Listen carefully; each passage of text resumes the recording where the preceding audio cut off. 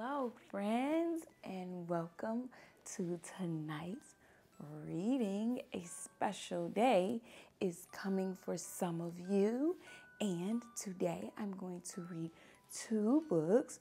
One is called The Night Before Christmas, Little Critters, The Night Before Christmas, and I'm also going to read Just Fishing with Grandma by the Little Critters.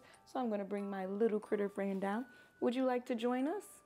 Okay, cool. You can sit right here with us. So first we're going to read Just Fishing with Grandma. And have you ever been fishing before? So the author of the book writes the words and the illustrator draws the pictures. Sit up, little critter. Just fishing with Grandma. You went fishing with Grandma? How cool. I woke up this morning and thought, what a good day to go fishing.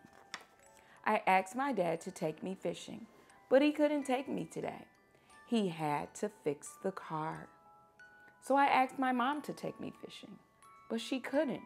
She had to take my little sister to the dentist. So I asked my grandpa to take me fishing. He couldn't take me today either. He had to weed the garden. I was mad. I guess nobody can take me fishing, I said. Grandma said, I'll take you fishing. So I said, cool, let's go, Grandma. We got out the fishing poles, but they were just a little tangled up.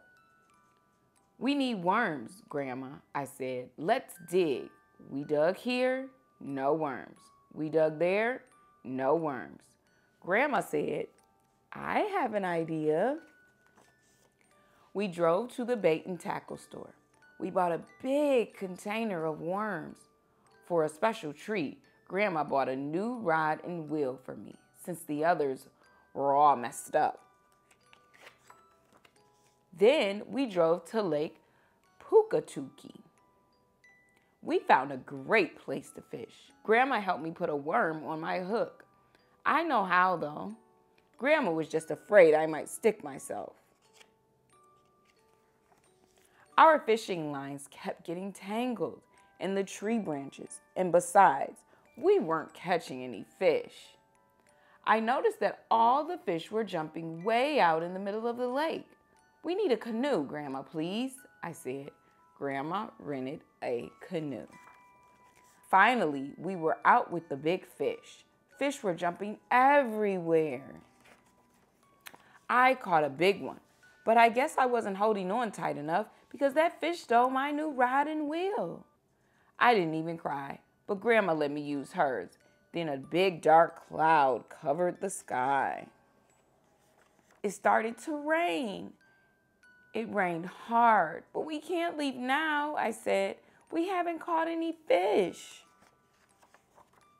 By the time we paddled to shore, the rain had stopped, but we were both soaking wet. We went to the snack bar and ordered their special fish fillet sandwich with wiggly fries. And you know what? We had a great time fishing, just Grandma and me. That was good. They made the best out of it. Even though they got rained on, they still ate the best sandwich in town. Now that was pretty cool, little critter. The end. Just Fishing with Grandma. And our next book that you've all been waiting for, The Night Before Christmas, Little Critter style. Let's see what the little critters are saying. 'Twas the night before Christmas when all through the house not a critter was stirring, not even a mouse. The stockings were hung by the chimney with care in hopes that Santa Claus soon would be there. We were nestled all snug in our beds while visions of sugar plums danced in our heads. And Mom in her kerchief and Dad in his cap had just settled down for a long winter's nap. When out on the lawn there arose such a clatter, I sprang from my bed to see what was the matter. Away to the window, I flew like a flash, tore open the shutters, and threw up the sash. When what to my wondering eyes should appear but an old-fashioned sleigh with 8 prancing reindeer. With the little old driver so lively and quick, I knew in a moment it must be Saint Nick. More rapid than eagles, his reindeer they came, and he whistled and shouted and called them by name. Now Dasher, now Dancer, now Prancer and Vixen, on Comet, on Cupid, on Donder, on Blitzen. So up to the housetop the reindeer flew, with the sleigh full of toys and Santa Claus too. And then in a twinkle I heard on the roof the prancing and pawing of each little hoop. As I drew in my head and was turning around, down the chimney Santa Claus came with a bound. He was dressed all in fur from his head to his foot, and his clothes were all tarnished with ashes and soot. A bundle of toys he had flung on his back, and he looked like a peddler just opening his pack.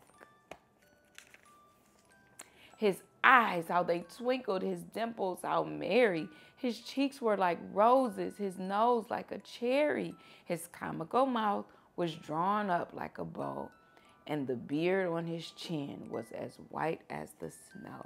He had a broad face with a little round belly that shook when he laughed like a bowl full of jelly. He was chubby and plump, a right jolly old elf.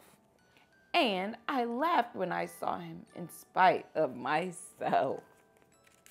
He spoke not a wonder, but went straight to his work, and filled all the stockings, then turned with a jerk, and laying his finger aside of his nose, and giving a nod, up the chimney he rose.